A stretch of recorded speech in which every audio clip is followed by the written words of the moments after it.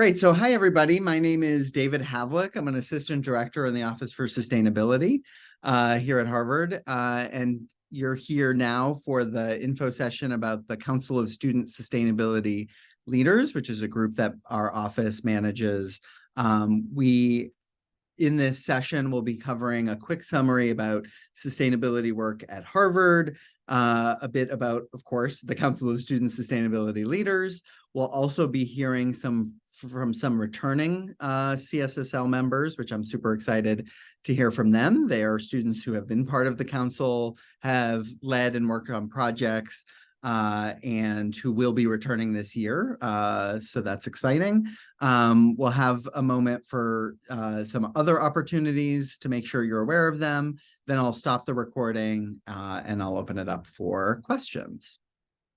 And like I said, I'll try to keep my eye on the chat if you ask questions along the way as well. So just quickly, this is an exciting year because we just updated Harvard's Sustainability Action Plan. The updated version came out in May. This council that we're going to be talking about today actually had a big role in the Sustainability Action Plan. The council reviewed several drafts, gave feedback. We made changes because of students on the council, which has been really exciting. And the council sometimes members talk to their own peers about the plan. So I highly recommend checking out the Sustainability Action Plan if you haven't looked at it yet. The website's there. You could grab your phone and take a snap at the QR code.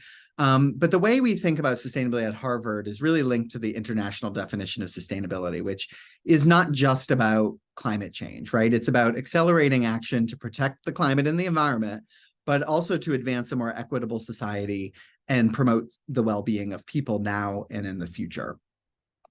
So you'll see in our plan and in our website that there's a real commitment and specifics around action related to climate, equity, and health, which makes really our approach more holistic and making sure we're not doing things for climate at the expense of health and vice versa, and things like that. Here at Harvard, I mean, what's exciting is we're leveraging 12 plus schools here, the law school, the medical school, Radcliffe Institute, all of central administration. We have over 650 buildings representing 26 plus million square feet. We serve 10 million meals a year. We have 50,000 people plus on our campus, and we have a network, of course, of over 400,000 alumni.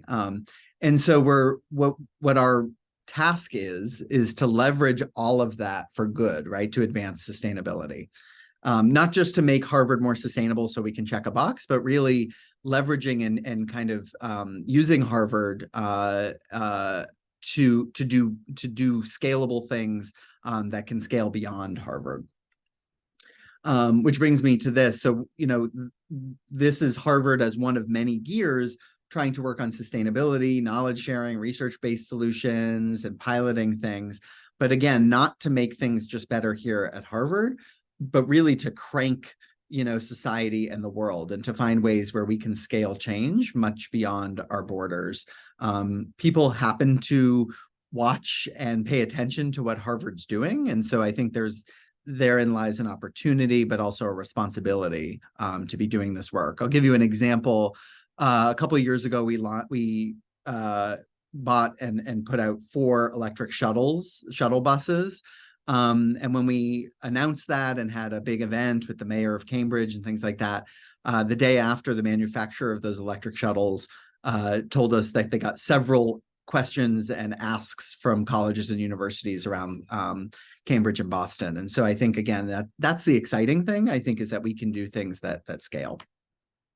And the way our Sustainability Action Plan is organized, this updated version is, again, applying climate, equity, and health to how we power, how we build, how we operate, and finally, how we lead through our research and teaching and sharing, et cetera, and partnerships. And so I'll just give you a little bit about each. So how we power. This, of course, is our energy systems. We have district energy systems, 2 major ones at Harvard, where we have these mini power plants that we own and operate.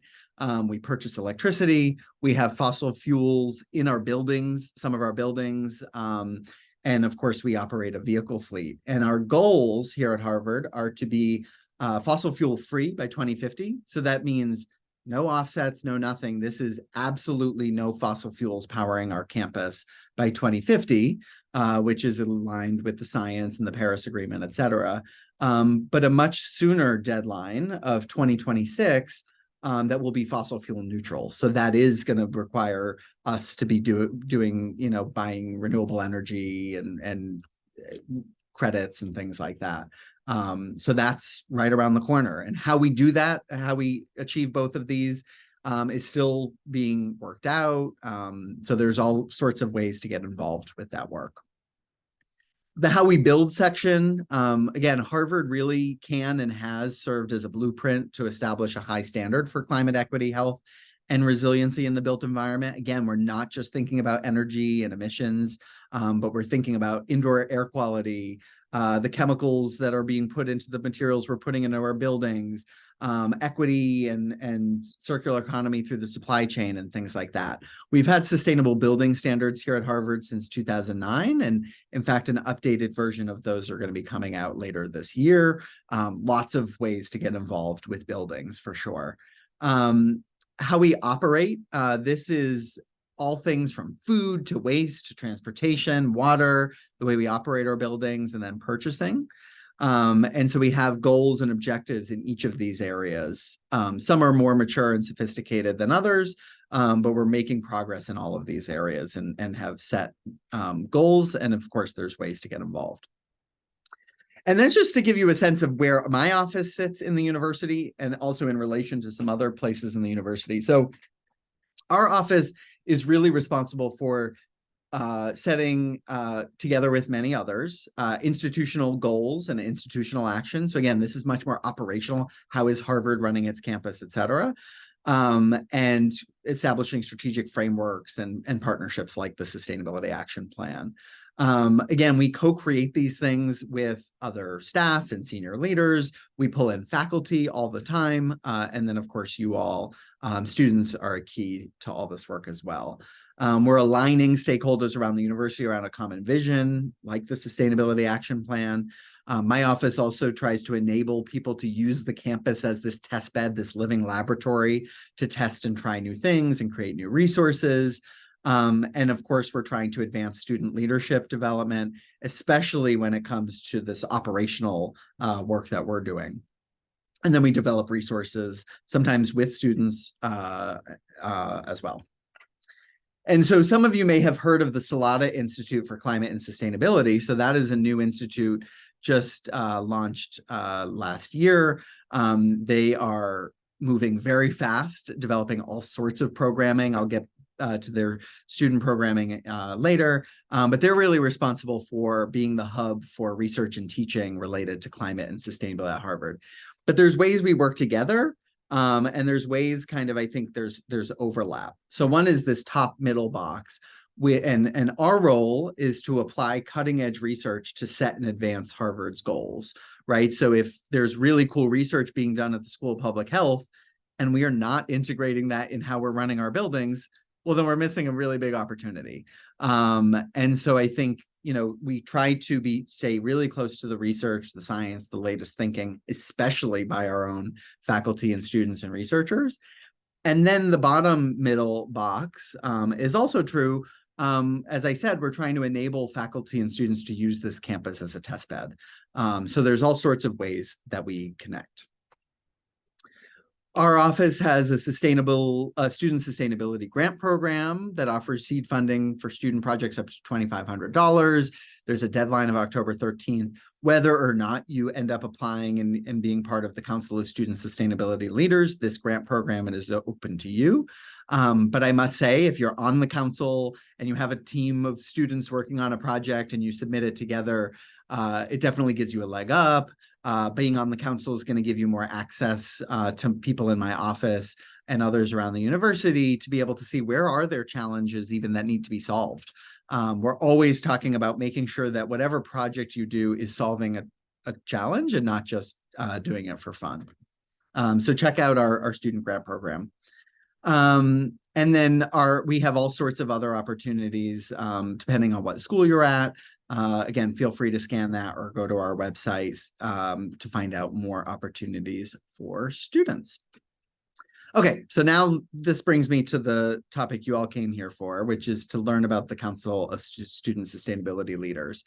So this group really provides, I think, 3 values, although I think we thought of a 4 at the end of last year together with the council. But anyway, these are the 3 main ones, which is it's really an opportunity to meet and work together with students from across Harvard on sustainability projects.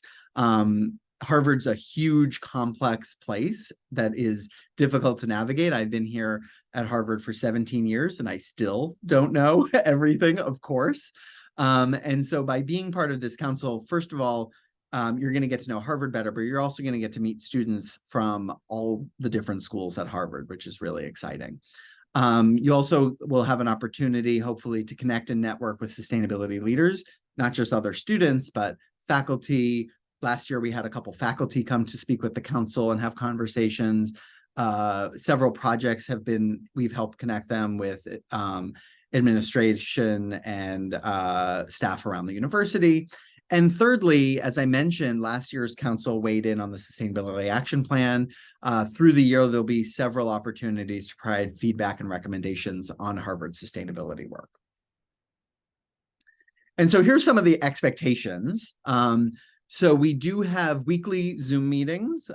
We do ask that, and we do ask that people attend, I think 2/3 of those weekly Zoom meetings. It's a great way to stay in touch with each other.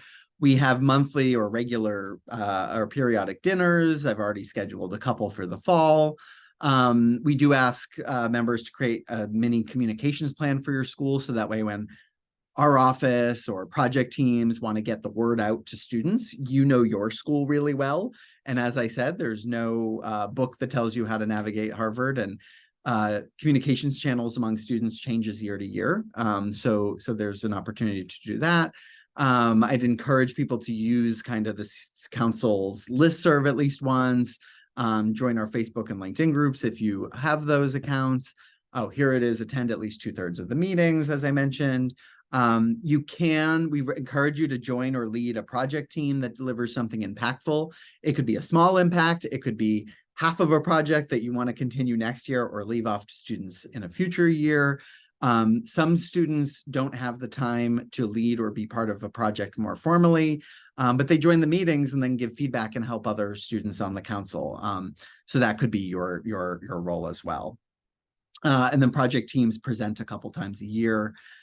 We also provide an opportunity for students to give like a short talk, maybe on something they're going to be presenting in class, some cool project they're working on, and that way you get to know each other and learn about your various interests, but that's optional.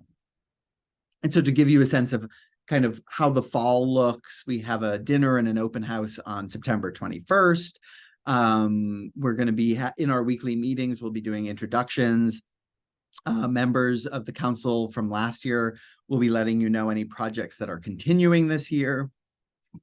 I need some water, just a second.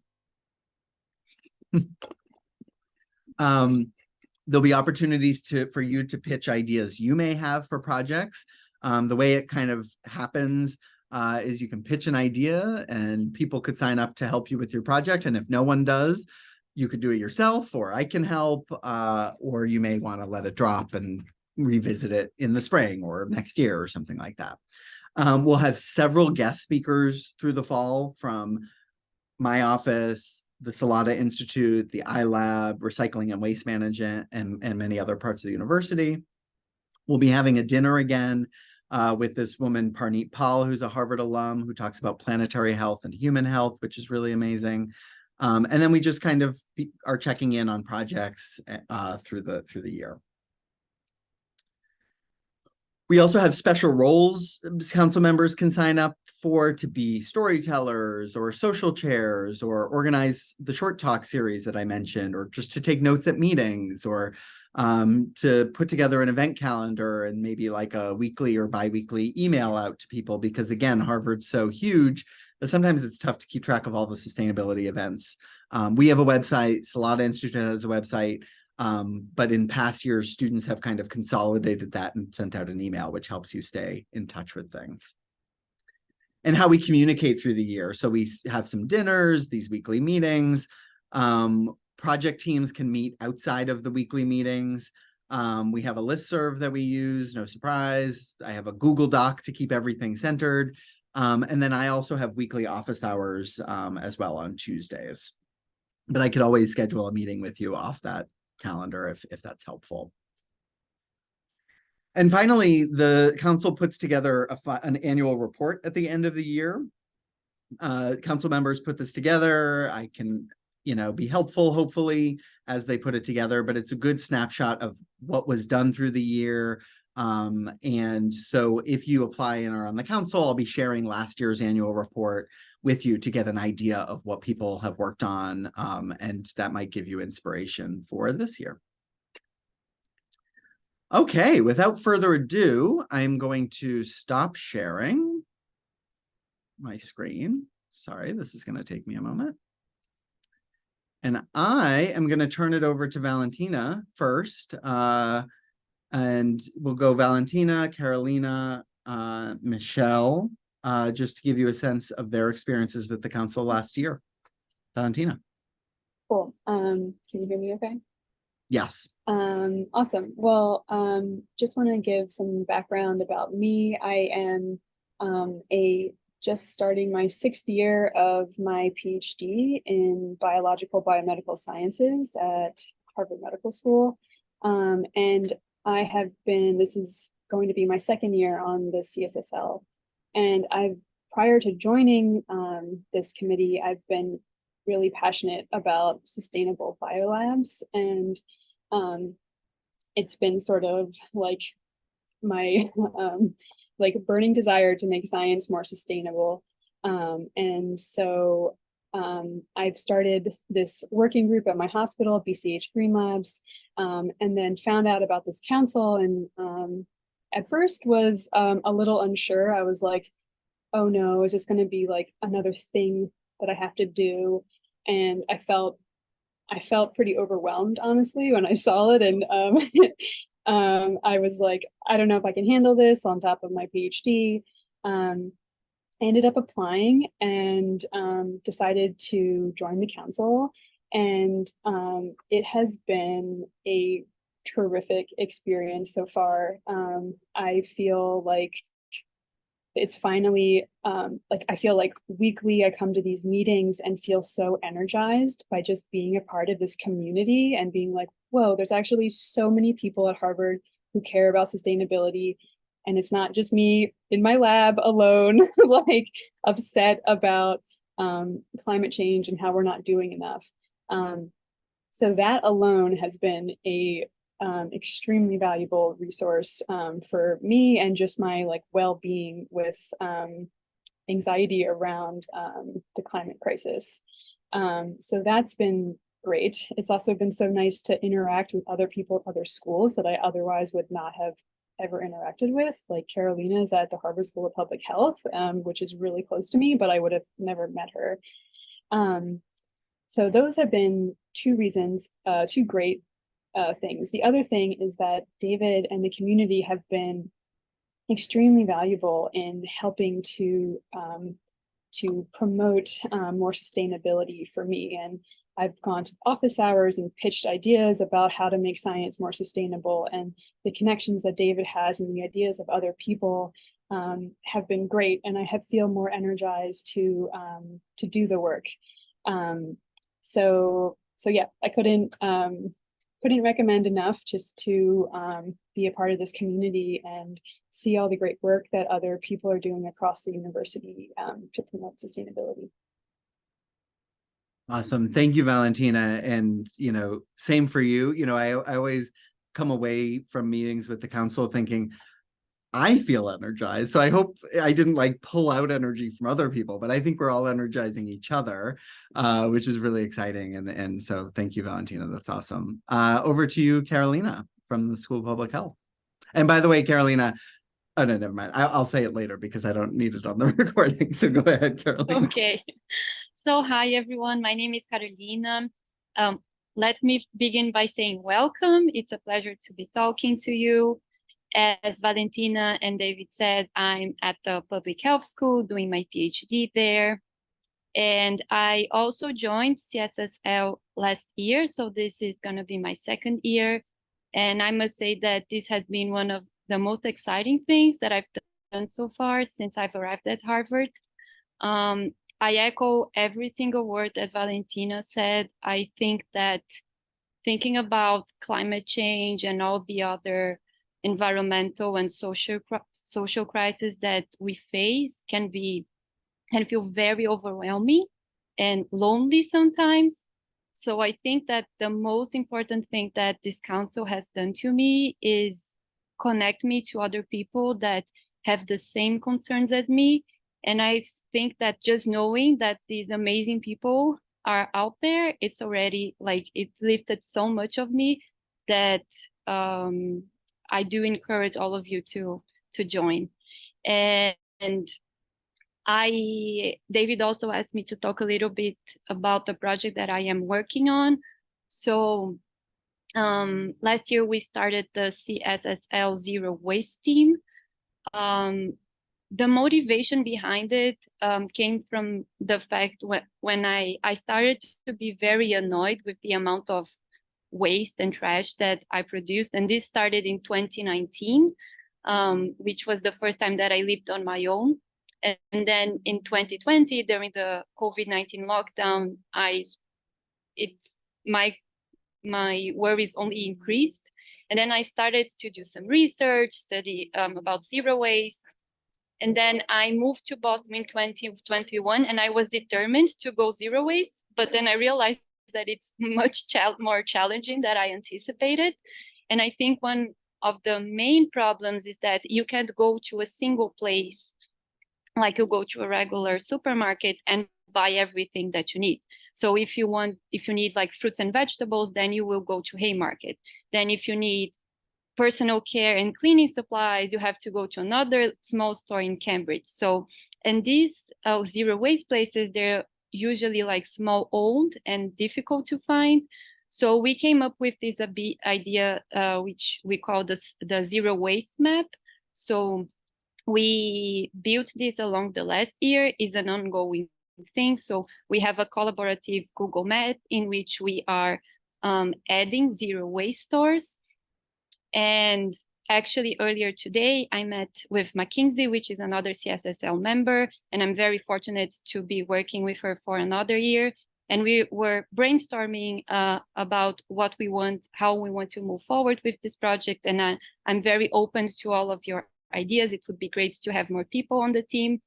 But just to give you a taste of what we talked about, so we definitely want to continue adding more places and potentially contacting the stores so that we can start developing some partnerships and spread the word about the map, and hopefully it can become a living thing.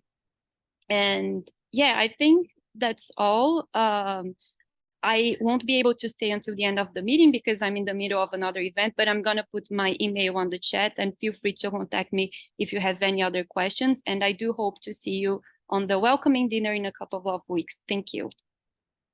Hey, thank you, Carolina. That's awesome. And that's a great example. Both Valentina and Carolina are working on projects that will be continuing this year, which is really cool. Okay, Michelle, Hello. who works in sustainability and studies sustainability and is on the council. Yes. Hi, everyone. Welcome again. It's always so hard to go after Valentina and Carolina because they have such a great ideas. And when you echo some of these people saying, it means it truly is there. My name is Michelle. I use she, her pronouns, and I am studying my master's in global development, but I also work full-time here in Canada working on sustainability education. So I'm a practitioner by trade. And I do a lot of work in youth advocacy. So I've been to United Nations and different conferences speaking about sustainability events. So in that policy and advocacy side as well too. But for me, what I really like about this council, it's actually my third year. I didn't expect me to stay this long in one organization and then doing a lot of contribution and work. But I think the biggest number one thing, as Valentina mentioned, is people. you have this warm place where after studying for final exams, midterm exams, and assignment and everything, this is where you come in and still share about things that you can contribute back to campus, community on a larger side. And as Carolina both mentioned, I always feel like, you go into these places or even amongst your peer, you might be working, let's say, waste side of sustainability or food side of sustainability, but it might also feel very lonely, and it's not enough. Especially if you look into our social media news, we always hear about this climate news over and over and over again. And I think most of you are younger, so we do hear about, oh, UN SDG being the youth agenda, and we have to create change. And yes, as an individual, I felt like I can maybe go reduce my waste, I can reduce my carbon reduction, but it's still not enough when 70% of emission comes from the systems level. So how do you impact that? And it's sometimes make you feel like you're not doing enough. But when you come into this space like this, I think the biggest value is that you realize you don't have to solve everyone's everything problem, but there are other people who are working on it and others working towards it that are in different sectors. I think that's where I get a lot of energy from and feels a little bit more rejuvenated. And on the other side, if you're new to sustainability and feels like, what is she talking about? It seems in depth and there's so much pieces. That's okay, because I think this is also a great place where everyone comes from not knowing as much knowledge into knowing, because there's different levels of journey. And I think David, throughout the year, will be bringing different speakers where you'll be able to learn if you're interested in specific topic. So I think that is the biggest part for me. And I think second is like the wealth of knowledge as a group we hold, as well as David's office and people. I tell you, like, I think Valentina alluded to it, but like, if you have a thought, an idea, he will find you someone. Either I think the first answer, like David knows the answer, or second, David will find you someone who will be able to continue this answer and keep you through this project journey. And I know we're all students, we'll be all busy, so this might sometimes fall aside, and he doesn't give you any guilt. Rather, he's like, it's okay, we can come back to it. Who else? So I think that's very positive environment where you will be able to learn that you don't have to drop the ball, but rather you can take a break, or find a teammate who might be help you, or continue on with that long-term journey so that you have sustainability of your own projects as well too. So I thought as a whole, that is a really good in terms of people, as the ideas, but also different skills. There are different committees, if you're interested, that you can also gain skills from: storytelling, media writing, or project planning. There's a lot of different roles that's out there for you if you're also more interested in the skills building side in order to think about something eventually coming up for your project. Love it. Thank you, Michelle. I couldn't have said it better than all three of you. So thank you. Thank you all for sharing kind of your experiences. And again, all three of them will be part of the council again this year, which is super exciting to me. So now I'm going to, and just quickly, I'm actually, hopefully we're bringing even more people to come talk to the council this year. And that's definitely, again, the role that I would love to play, is help connect you with the people, the projects, the opportunities. So there's all sorts of ways through the year that we'll figure that out together. Okay, so let me share my screen one more time. So I just wanted to make sure that you were aware of at least two other opportunities, again, that like somewhat overlap a bit. So I just want to make sure you understand the difference and the deadlines and things related to those two things. So one is the Salata Institute for Climate and Sustainability, which I mentioned earlier. I would highly recommend checking out the Student Hub on their website. They have some funding for student groups. They have all sorts of events coming up. And so I highly recommend checking out their website. Again, they're much more focused on the research and teaching here at Harvard related to climate and sustainability, but we do work together. So check out their website. I highly recommend it. We'll also have Una, who's a program manager at the Salata Institute, at one of our early meetings. We do have, just to go, that reminds me, we do have meetings on Mondays and Thursdays, and we do ask people to like pick one of the times to be their time. But if you can't come on the one Monday and you want to come on a Thursday, that's fine. What we're going to do different this year, which I think is really going to be helpful for people who can't make every single meeting, is we'll record the guest speakers and then share that out afterwards. So for instance, Una from the Salata Institute will come to an early meeting. If you can't come to that meeting, her part will be recorded and shared out with the council. One other program, and Tyler from this group was supposed to join, but I don't see him on the call. Tyler, you're not there, right? Sorry, I don't have enough screens. Okay. So Tyler is from the School of Design. He is on the council, was on the council, is on the council. But he's also one of the leaders of this group called the Harvard Climate Leaders Program. This is a program that actually kind of came out of this council. Some members of this council applied for a student grant, did a survey among students, found kind of a gap in terms of opportunities for students, and then worked with the Harvard Center for the Environment to launch the Climate Leaders Program. This is just for master's and professional degree candidates.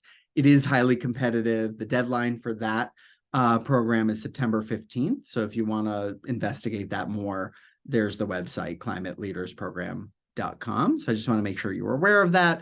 They do dinners, they do some retreats. They're less tied, of course, with the operational stuff that this council and my office works on. But again, there's ways we'll work together, especially because we have Tyler on our council, but also a leader there. Okay, so with that, I'm going to end the recording and open it up for questions. For anyone who's watching this as a recording, don't forget that I should have, before I end it, I just want to remind everybody the deadline. So let me just put that up on the screen so you do not forget. So the deadline after you've watched this video or after you've attended tonight, don't forget to apply. That's how you get on the council. The application's due September 13th. The application will be up on our website tomorrow, along with this video. And if you already want to get started on responses to questions, that's linked on our website on this page as well. Just a few questions, should be easy to fill out. If you have any questions, of course, let me know. And so just don't forget to do that by next Wednesday. Here's some more information about our office, our website, etc. And with that, now I will stop sharing and I will turn off the recording. And hopefully I'll see many of you throughout the year.